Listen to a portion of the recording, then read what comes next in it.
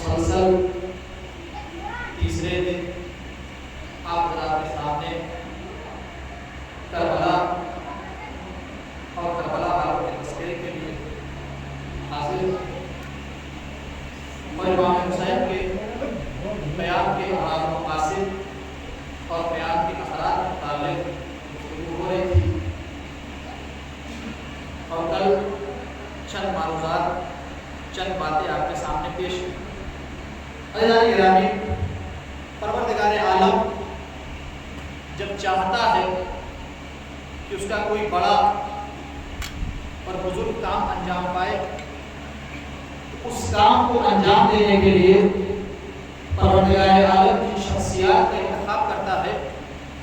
وہ شخصیات بھی اپنے آپ میں بہت بزرگ اور برتر ہوتی ہیں بے شک. اور پھر وہ جن کے ذریعے سے پروردگار عالم اپنے اس کام اپنے اس مقصد کو بقا دیتا ہے، باقی رکھتا ہے، ان کا مرتبہ بھی کائنات میں کم نہیں ہوتا. ہم اور آپ ہمیں پروردگار عالم نے اپنے مقصد اپنے دین کی بقا کے لیے انتخاب کیا ہے. اور یہ ہم خود نہیں کہہ رہے ہیں بلکہ ہمارا پہلا امام غالب غالب حضرت علی بن ابی طالب علیہ السلام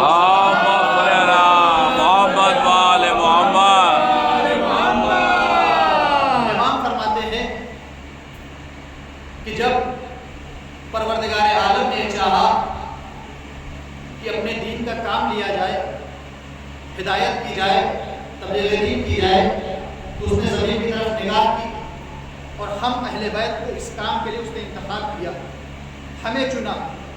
اس کے بعد پروردگار عالم نے ہمارے چاہنے والوں کو چنا. اور چاہنے والے کیسے؟ کہ جو ہمارے غم میں غمگین ہوتے ہیں اور ہماری خوشی میں خوش ہوتے ہیں. یہ میں نہیں کہہ رہا ہوں بلکہ مولا کائنات کہہ رہے ہیں کہ ہمارے چاہنے والے ہمارے غم میں غمگین ہوتے ہیں اور ہماری خوشی میں خوش ہوتے ہیں اور ہمارے لیے اپنے مال و اسباب کو قربان کرتے ہیں، یعنی ہماری راہ میں اپنے مال کو خرچ کرتے ہیں. امام یہیں پہ رکے نہیں بلکہ امام آگے فرماتے ہیں اور فخر کرنا چاہیے ہمیں امام کے جملے پر. امام کہہ رہے ہیں کہ وہ ہم میں سے ہے، وہ ہم میں سے ہے. گرامی، آج دنیا کا ہر انسان یہ چاہتا ہے کہ اس کا پروردگار اس سے راضی ہو جائے، اس کا رسول اس سے راضی ہو جائے، اس کا امام اس سے راضی ہو جائے، اس کا پیشوا، اس کا لیڈر اس سے راضی ہو جائے. لیکن کروڑوں سلام ہو ذات پر جو کہہ رہی ہے کہ یہ چاہنے والے ہم میں سے ہیں اور ہماری طرف یہ پلٹ کے آئے گی. ذانی گرامی، ہمیں خوش ہونا چاہیے کہ ہمارے دل میں پروردگار عالم نے امام علی اور اولاد علی کی محبت رکھی ہے، ہمارے دل میں حسین کی الفت رکھی ہے، ہمارا دل محبت حسین میں دھڑکتا ہے. کبھی ہم نے سوچا جب کوئی چیز انسان کو بآسانی مل جاتی ہے تو انسان اس کے بارے میں تصور نہیں کرتا، نہیں سوچتا. ہم نے کبھی سوچا کہ آخر ایسا کیا تھا ہم نے جو اللہ نے ہمیں محبت حسین جیسی نعمت دے کے دنیا میں بھیجا ہے. امام صادق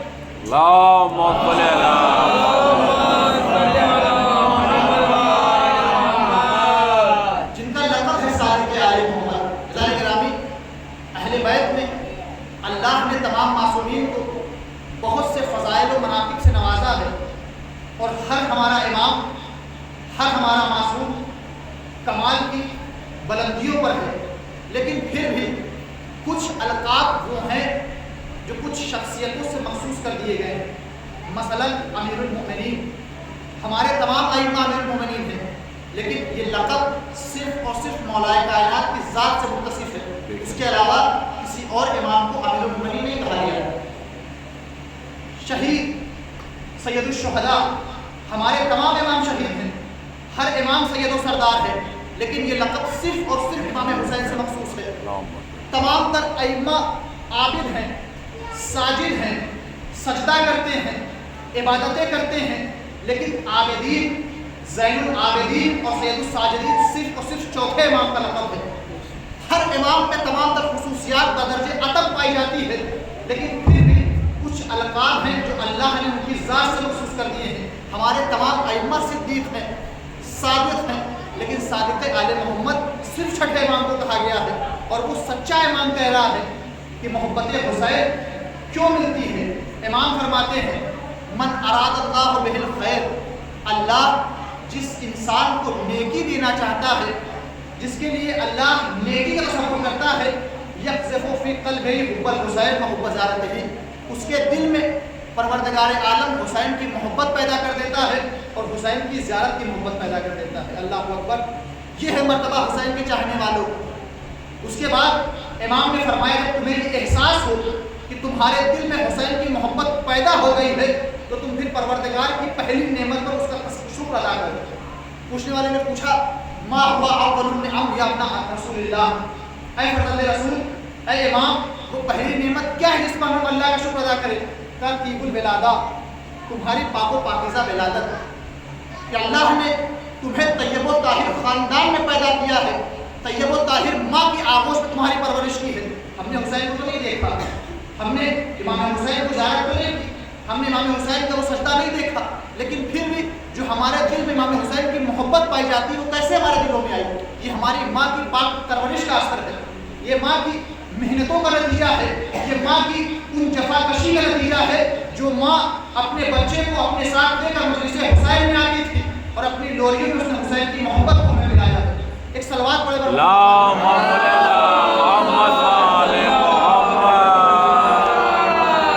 ماں کی پرورش کا اثر ہے، ماں کی محنتوں کا نتیجہ ہے کہ ہمارے دل میں الفت حسین، محبت حسین، الفت کربلا پائی جاتی ہے. عزیزان گرامی، اگر ہمیں امام حسین کو سمجھنا ہے تو ہمیں ذوالحسین جیسی فکر چاہیے، ہمیں حبیب کیسا کلیجہ چاہیے حسین کو سمجھنے کے لیے. اس لیے کہ چھوٹی فکریں حسین جیسی شخصیت کو نہیں سمجھ سکتی. اگر حسین کو سمجھنا ہے، مرتبہ سمجھنا ہے حسین کا، تو آئیے مراجع فقہا کی بارگاہ میں. آگے وحید خراسانی فرماتے ہیں کہ جب تم مجلسوں کی طرف جاؤ، مجلسوں میں جاؤ اور تم سے کوئی سوال کرے کہاں جا رہے ہو، تو یہ مت کہو کہ ہم مجلس جا رہے ہیں، بلکہ کہو ہم حسین سے ملنے جا رہے ہیں، ہم حسین سے ملاقات کرنے جا رہے ہیں. مرجعیت کی دنیا کا ایک چمکتا ہوا ستارہ جس کو تاریخ نے مرجع عالی قدر سید عبدالقاضی شیرازی کے نام سے تاریخ میں رقم کیا ہے. ان کا ایک طرز عمل تھا، ان کا ایک کام تھا جو کائنات میں سب سے منفرد تھا. یہ جب نماز پڑھنے کھڑے ہوتے تھے تو اذان اور اقامت کے بعد، جب اذان اور اقامت تمام ہو جائے اس کے بعد تکبیر کی منزل آتی، تکبیرۃ الاحرام کی منزل آتی تاکہ انسان نماز میں داخل ہو جائے. یہ تکبیر سے پہلے کہتے تھے السلام علیک یا ابا عبداللہ. یہ لفظ امام حسین کی کنیت دیکھیں، ابا عبداللہ، اے اللہ کے بندوں کے بعد. امام حسین کو سلام بھیجتے تھے، سلام کرتے تھے امام حسین کو. کسی نے پوچھ لیا کہ آپ مفتی ہیں، آپ مرجع وقت ہیں، آپ فقیہ ہیں، آپ جو یہ عمل انجام دیتے ہیں اس کی آپ کے پاس کوئی دلیل ہوگی، کوئی حدیث ہوگی، کوئی روایت ہوگی، کوئی ریفرنس ہوگا، آپ نے کہیں پڑھا ہوگا، کہیں سنا ہوگا کہ آپ نماز پڑھنے سے پہلے حسین پر سلام بھیجتے ہیں. جواب کیا دیا انہوں نے کہ میرے پاس کوئی حوالہ نہیں ہے، کوئی حدیث نہیں ہے، کوئی روایت نہیں ہے، لیکن میں نے کربلا کو پڑھ کے اور سن کے اتنا سمجھا ہے کہ نماز کی اصل اور اساس حسین کی ذات گرامی ہے۔ اگر حسین نہ ہوتے تو ہم تک یہ نماز نہ پہنچتی۔ اور امام حسین نے خود کہا، جب یزید ہاتھ میں اسلام کی باگڈور سنبھال رہا تھا، امام حسین نے کہا علی الاسلام السلام، کہ اگر یزید جیسے فاسق و فاجر کے ہاتھ میں اسلام کی باگڈور آ جائے تو پھر اسلام کو خدا حافظ کہہ لینا چاہیے، اسلام کو الوداع کہہ لینا چاہیے۔ کیوں؟ اس لیے کہ وہ حاکم بننے جا رہا ہے جس کے اندر نہ اسلام کے حدود کی کوئی لحاظ ہے، نہ اسلام کی حکومت کا کوئی خیال ہے۔ یعنی گرامی، حسین نے اپنے سجدے سے، اپنی قربانی سے وہ سرزمین جو صرف خاک تھی اس کو حسین نے اپنے قدموں سے خاک شفا بنا دیا۔ ایک صلوات پڑھے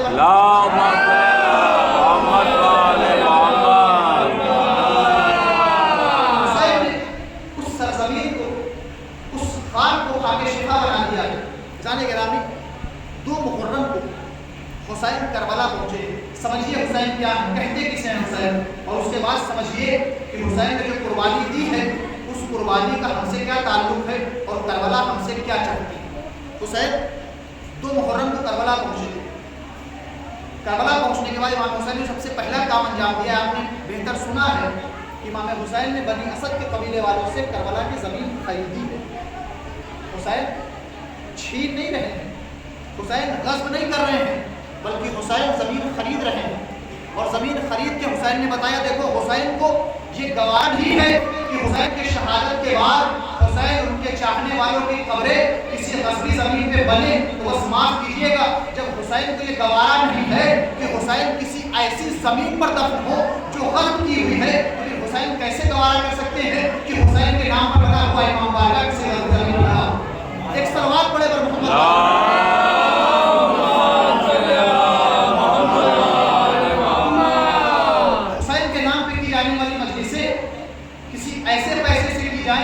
جس پر خمس نہ نکالا گیا، بہت بڑا موضوع ہے اور انشاءاللہ اگر وقت اللہ نے دیا تو اس پر گفتگو ہوگی۔ آج ہم ان لوگوں پر لعنت بھیجتے ہیں جنہوں نے شہزادی کا حق غصب کیا تھا۔ آپ انصاف سے بتائیں، کیا خمس شہزادی کا حق نہیں ہے؟ کیا خمس میں امام کا حصہ نہیں ہے؟ کیا خمس میں سادات کا حصہ نہیں ہے؟ ہم کس منہ سے ان پہ لعنت کرتے ہیں جب خود ہم شہزادی کا حق بیٹھے ہوئے ہیں؟ حسین ایسا تبرک نہیں چاہتے، حسین ایسی مجلسیں نہیں چاہتے ہم سے جس پہ خود حسین کی ماں کا حق باقی ہو۔ عزیزان گرامی، حسین نے زمین خرید لی۔ زمین خریدنے کے بعد امام حسین نے 3 وصیتیں کی ہیں ان لوگوں سے۔ پہلی وصیت کہ میری شہادت کے بعد ہمارے لاشوں کو اس سرزمین پر دفن کر دینا اور جو زمین بچ جائے اس میں تم زراعت کرنا، کھیتی کرنا۔ دوسری وصیت کیا تھی امام حسین کی کہ اگر کوئی میری قبر کا نشان پوچھتا ہوا آ جائے تو اسے جھڑکنا نہیں بلکہ اسے حسین کی قبر کا نشان بتا دینا۔ اور تیسری اور اہم ترین وصیت امام حسین کی، دیکھیں امام حسین کسے کہتے ہیں حسین؟ امام حسین نے کیا وصیت کی؟ جب کوئی زائر کربلا آ جائے تو اسے 3 دن اپنا مہمان رکھنا اور اس کے کھانے پینے کا انتظام رکھنا۔ اللہ اکبر! دنیا میں زندگی ہونے کے باوجود، زندگی ہونے کے بعد اپنے دسترخوان پر بیٹھال کر روٹی توڑوانے والے اور ہوتے ہیں، اور شہادت کے بعد پوری کائنات کے لیے غذا کا انتظام کرنے والے اور ہوتے ہیں۔ ایک صلوات پڑھے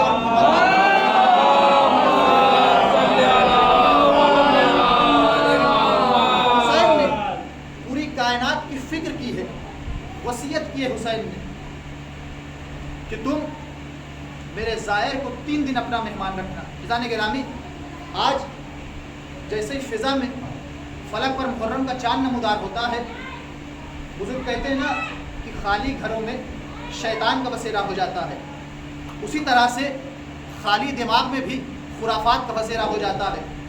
جیسے ہی فضا میں محرم کا چاند نکلتا ہے، کچھ لوگ ان کا کام ہی یہی ہے کہ اعتراض، اشکال، سوال ان کے دماغ میں چلا کرتے ہیں۔ آج دنیا تعجب میں ہے، محو حیرت ہے کہ کیا وجہ ہے کہ 1400 سال گزرنے کے بعد بھی حسین کا تذکرہ ہو رہا ہے، کائنات کا ذرہ ذرہ حسین کے غم میں تڑپ رہا ہے، اللہ کی بنائی ہوئی ہر مخلوق حسین کا ماتم کر رہی ہے۔ کیوں؟ ایسا کیا ہے حسین نے؟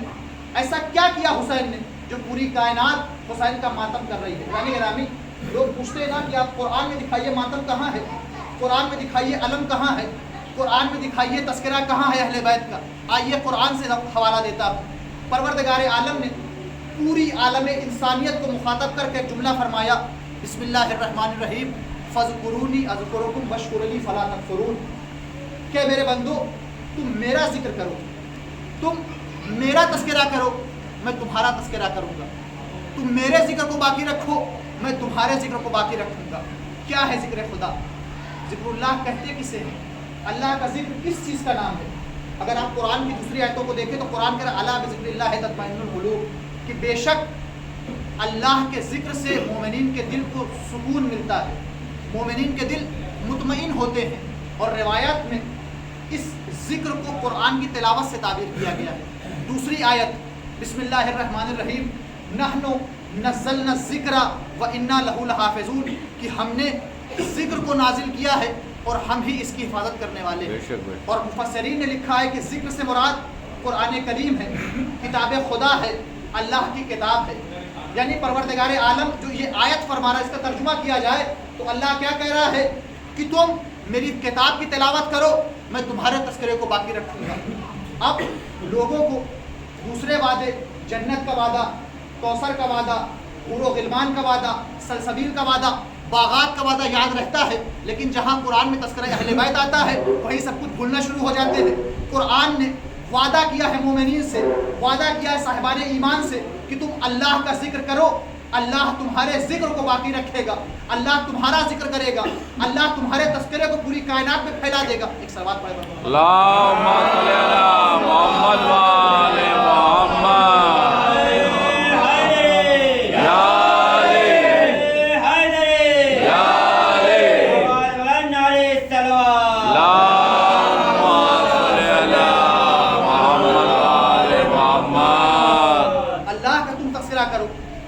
اللہ تمہارے تذکروں کو باقی رکھے گا.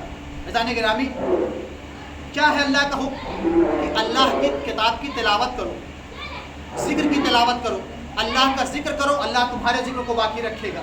مسلمان کیسے ذکر خدا کرتے ہیں؟ کبھی گھر میں, کبھی مسجدوں میں, کبھی امام بارگاہوں میں, کبھی جلسوں میں, کبھی محفلوں میں, کبھی میدانوں میں اللہ کے ذکر کی تلاوت کی جاتی ہے. لیکن امام حسین نے اللہ کے ذکر کا طریقہ چینج کر دیا, روش بدل دی.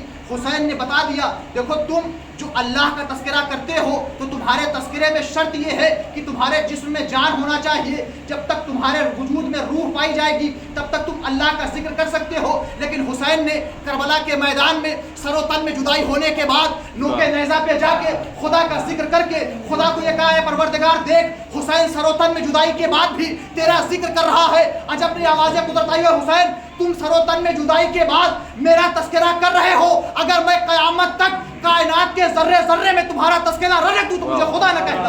ایک صلوات پڑھے اللہم صلی علی محمد و آل محمد.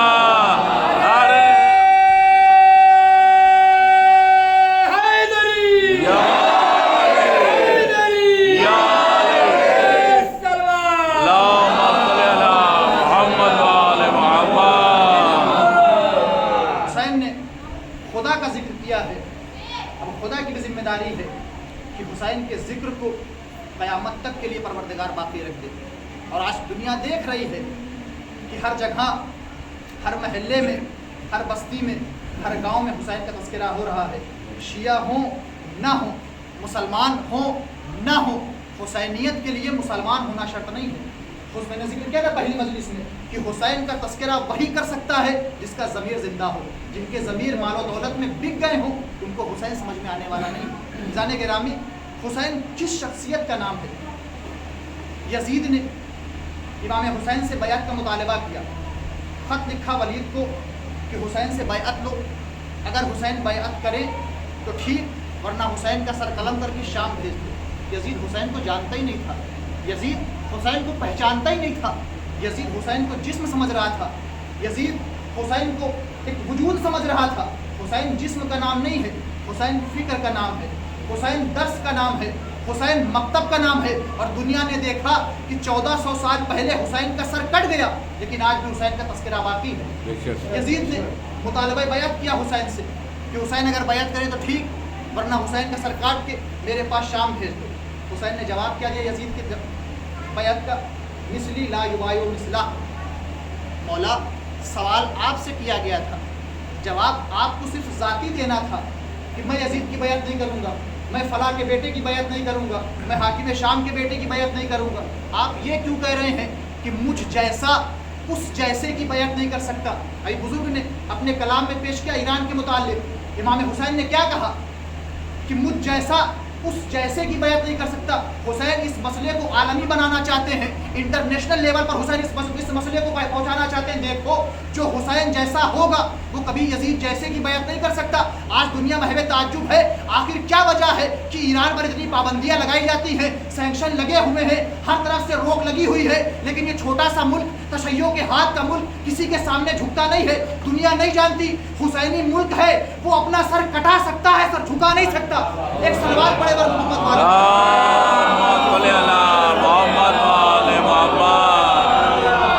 حسین کے چاہنے والے سر کٹانا گوارا کر سکتے ہیں لیکن کسی کے سامنے اپنا سر نہیں جھکا سکتے. اور وہ حسینی ہو ہی نہیں سکتا جو باطل کے سامنے سر تسلیم خم کر دے، بلکہ حسینی باطل کے سامنے سینہ تان بھی کھڑا ہوتا ہے. کیوں؟ اس لیے کہ حسین اس ذات کا نام ہے جس نے اپنے وقت کے سب سے بڑے بادشاہ کا مقابلہ کیا ہے. کس کے ساتھ؟ صرف 72 افراد کے ساتھ. یزید کی فوج ہے کربلا میں، حسین کے ساتھ 72 افراد ہیں. حسین، لوگ کہتے ہیں حسین کربلا میں لڑنے آئے تھے. کربلا کی جنگ 2 بادشاہوں کی جنگ ہے، کربلا کی جنگ 2 شہزادوں کی جنگ ہے. اگر کربلا کی جنگ 2 بادشاہوں کی جنگ ہے تو دکھائیے حسین کی تعداد، حسین کے افراد، حسین کا لشکر، حسین کے لشکر کے اسباب و علل کیا ہیں؟ ادھر 40,000 کی فوج کربلا میں، نیزے، تیر، تلوار، سیرابی ہے، لیکن یہاں کیا ہے؟ 3 دن کی بھوک و پیاس ہے. پھر بھی حسین نے یزید کو مخاطب کر کے عجب نہیں کہا یزید دیکھ میرے پاس 72 ہیں، تیرے پاس ہزاروں ہیں، لیکن جب کل کربلا کا بازار گرم ہوگا، 10 محرم کو جنگ شروع ہوگی تو دیکھنا میرا اکبر آئے گا، تیرے ہزاروں بھاگیں گے، میرا عباس آئے گا، تیرے ہزاروں بھاگیں گے، میرا قاسم آئے گا، تیرے ہزاروں بھاگیں گے. لاکھوں میں ہزاروں بھاگیں گے، 72 میں کوئی ایک نہیں. ایک سلوات پڑے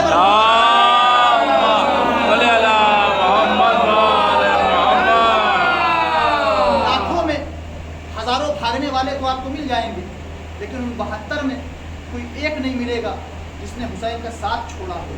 اللہ گرامی، حسین اس عظیم چٹان کا نام ہے جس ظلم کی آندھیاں جس کے وجود میں لرزہ تک پیدا نہیں کر سکتی. حسین نے کربلا کے میدان میں عظیم امتحان دیا ہے. حسین سخت منزلوں سے گزرے ہیں کربلا میں. اگر کسی کا بیٹا دنیا سے رخصت ہو جائے، اس باپ سے پوچھیے اس کے دل پہ کیا گزرتی ہے. اگر بیٹا علی اکبر جیسا ہو تو سوچے کیا کیفیت ہوتی ہے. لیکن حسین نے نانا کے وعدے کو مقدم کیا ہے، دین کی بقا کو مقدم کیا. حسین کہہ رہے ہیں نانا کے دین اگر تیرے لیے مجھے علی اکبر کا سینہ دینا پڑے تو حسین علی اکبر کا سینہ پیش کر دے گا. مجھے اگر تیری بقا کے لیے عباس کے بازو دینے پڑے تو حسین اس میں بھی ہچکچائے گا نہیں. اگر تیرے لیے حسین کو زینب کی چادر بھی قربان کرنی پڑ جائے تو حسین زینب کی چادر قربان کر دے گا، لیکن تیرے اوپر آنچ نہیں آنے دے گا.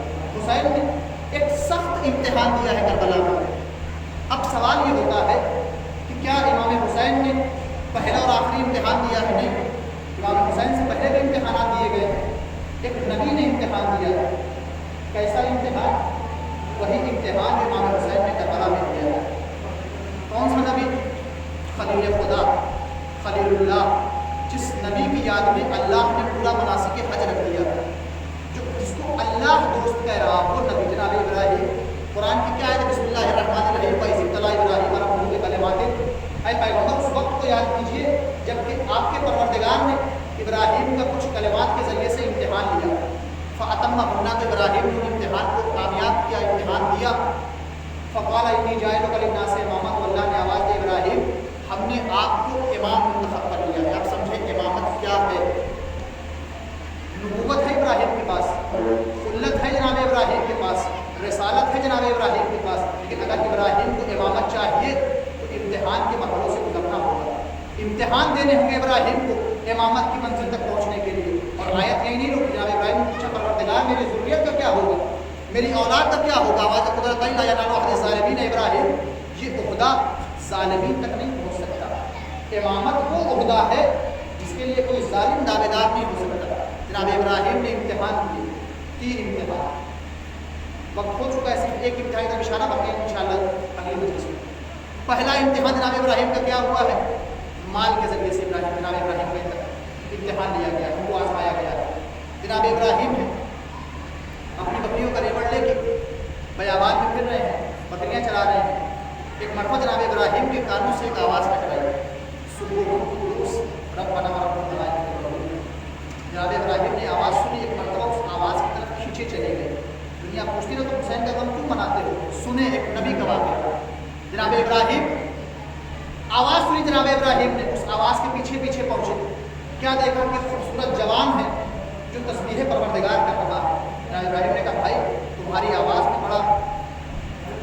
آواز بہت اچھی ہے، بہت عاطفت پائی جاتی ہے تمہاری آواز میں، کیا تم میرے لیے ایک بار اور پروردگار کا ذکر کر سکتے ہو؟ اس نے کہا مجھے اس کا اجر چاہیے۔ جناب ابراہیم نے کہا میرے پاس ان بکریوں کے علاوہ کچھ نہیں ہے، تم ایک بار میرے پروردگار کا تذکرہ کر دو میں تمہیں اپنی آدھی بکریاں دے دوں گا۔ جناب ابراہیم نے وعدہ کیا، ایک مرتبہ پھر سے دہرایا گیا، سبحان قدوس ربنا ورب الملائکۃ۔ جناب ابراہیم نے آدھی بکریاں اس کو دے دی۔ پھر جناب ابراہیم کو آواز پسند آ گئی، پھر سے کہا بھائی ایک بار اور کر دے، یہ آدھی بکریاں تیرے حوالے کر دوں گا۔ ایک مرتبہ پھر پروردگار کا ذکر کیا گیا خوبصورت انداز میں، ابراہیم کو بکریاں بھی اس کے حوالے کر دی۔ لیکن ابراہیم کا دل نہیں اٹھا، ابراہیم کی خواہش ابھی بھی ہے کہ ایک بار اور تذکرہ ہو جائے۔ ایک مرتبہ ابراہیم نے کہا بھائی میرے پاس کچھ نہیں بچا، صرف میرا وجود ہے، تمہیں ان کو چلانے کے لیے تو کوئی نہ کوئی چاہیے ہوگا، ایک بار میرے پروردگار کا تذکرہ کر دے، میں تجھے اپنے آپ کو تیرے حوالے کر دوں گا۔ تذکرہ ہوا، حسب وعدہ ابراہیم ادھر سے اٹھ کے اس کے پاس جا کے کھڑے ہوئے۔ جناب ابراہیم کا امتحان مکمل ہوا، جناب ابراہیم کو ان کی بکریاں بھی واپس دے دی گئی، ان کی جان بھی واپس کر دی گئی۔ لیکن اس واقعے سے ذرا سمجھ میں آیا کہ ابراہیم نے بتایا کہ اگر کسی سے محبت ہو جائے تو اس کے لیے نہ مال دیکھا جاتا ہے، نہ اسباب دیکھا جاتا ہے، نہ دولت دیکھی جاتی ہے، نہ خود کا وجود دیکھا جاتا ہے۔ اب دنیا ہم سے نہ پوچھے کہ تم حسین کے نام پر اتنا کیوں لٹاتے ہو، اتنا کیوں خرچہ کرتے ہو، اتنا کیوں لٹا دیتے ہو حسین کے نام پہ اذان گرامی۔ یہ ایک نبی کی سنت ہے، جا کے ابراہیم سے سوال کرو۔ جب ابراہیم کو اللہ کا ذکر پسند آیا، ابراہیم نے نہ جان دیکھی نہ مال دیکھی، بلکہ محبت کا تقاضا یہ ہے کہ جس سے انسان کو محبت ہو جائے، انسیت ہو جائے، اس کے لیے سب کچھ قربان کر دیا جاتا ہے۔ ہمیں حسین کے تذکرے سے محبت ہے، اگر ہم حسین کے لیے اپنے آپ کو بھی فروخت کر دیں تو ہمارے لیے کم نظر آتا ہے۔ اگر ہم ذکر حسین کے لیے خود کو فروخت کر دیں، اور میں نے بھی ذکر کیا تھا، بات آگے عرض کر دوں کہ جب محرم آتا ہے تو جو خالی دماغ والے ہوتے ہیں ان کے دماغ میں خرافات بہت آتی ہے کہ کیسے سوال کیے جائے۔ ایک نیا فتنہ کہ بھائی یہ شیعہ محرم میں اماموں کو دیکھا، انہوں نے کہا یہ شیعہ امام حسین کے نام پہ پیسہ دے کے لوگ بلاتے تاکہ ماتم کریں، پیسے دے کے لوگ بلائے جاتے ہیں ماتم کرنے کے لیے، لوگ ہائر کیے جاتے ہیں تاکہ حسین کا ماتم کر سکے، حسین کا غم منا سکے۔ یہ پیسہ دے کے لوگ بلاتے ہیں تاکہ حسین کا ماتم ہو، حسین کی مجلس ہو۔ اگر ایک فرض کر لے، مان لے، اگر تمہاری بات صحیح ہے کہ ہم حسین کے لیے، حسین کے غم کے لیے پیسہ دے کے لوگ بلاتے ہیں، تو تو یہ بتا تیری قیمت کیا ہے؟ تو کیا لے گا حسین کے غم کے لیے؟ ایک سوال پڑے گا۔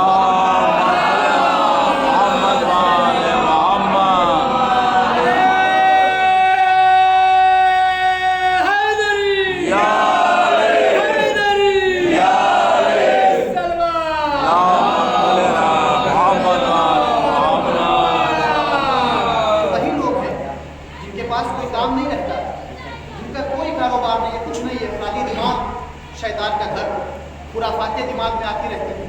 اگر حسین ان جیسوں کو سمجھ میں آنے لگتا پھر زمانے میں یزید موجود نہ ہوتا۔ حسین ان جیسے کمزرفوں کو سمجھ میں نہیں آتا۔ میں نے ذکر کیا تھا کہ حسین ضمیر داروں کو سمجھ میں آتے ہیں، جن کا ضمیر زندہ ہوتا ہے حسین ان کی فکر میں آتے ہیں۔ اور حسین کو سمجھنا ہے تو اس بوڑھے مجاہد سے سمجھے جس کو حبیب ابن مظاہر کہا جاتا ہے۔ دوستی کا مفہوم اگر سمجھنا ہے انسان کو تو حبیب سے پوچھے دوستی کہتے کسے ہیں۔ آج ہم خاص طور سے نوجوان طبقہ، ہمارے برادران بڑی آسانی سے دوست بن بھی جاتے ہیں اور ذرا سی بات پہ دوستی ختم بھی ہو جاتی ہے۔ یہ کیسی دوستی ہے کہ 1 گھنٹے پہلے دوستی ہوئی اور 1 گھنٹے بعد دوستی ختم ہوئی؟ دوستی تقاضا کرتی ہے، دوستی وفا چاہتی ہے۔ حبیب کو حسین نے خط لکھا ہے، حبیب نے کوئی پسو پیش نہیں کی، حسین کا خط ملا، حبیب کھینچے حسین کی طرف چلے گئے۔ یہ ہوتی ہے دوستی، اور یہ ہوتا ہے دوستی کا مفہوم۔ اگر دوستی نبھانا ہے تو دوستی کرو، ورنہ پھر دوستی کے رشتے کو بدنام نہ کرو۔ لیے کہ یہ وہ رشتہ ہے جو ایک امام اور ایک رجل فقیہ کے درمیان ہے۔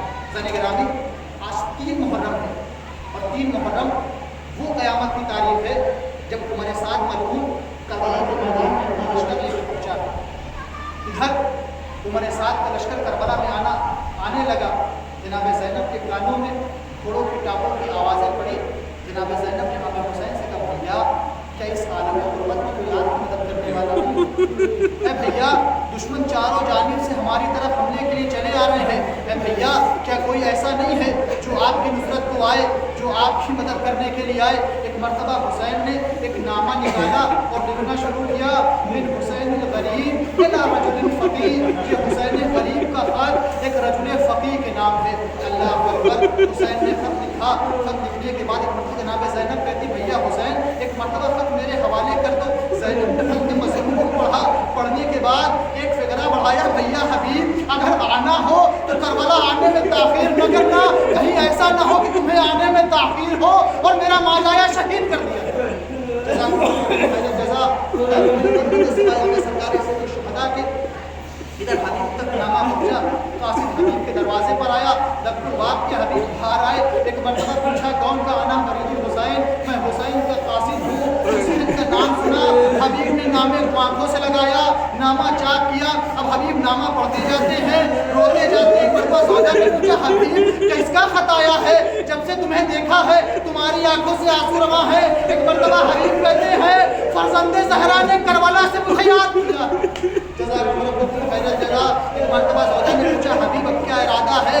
حبیب نے کہا جانا تو چاہتا ہوں لیکن تمہاری محبت جانے نہیں دیتی، اولاد کی محبت میں جانا نہیں چاہتا۔ ایک مرتبہ زوجہ کہتی حبیب میری چوڑیاں تم رکھ لو، میری ردا تم لے لو، لاؤ میری اپنی تلوار میرے حوالے کرو، ارے میں حسین کی نصرت کو جاؤں۔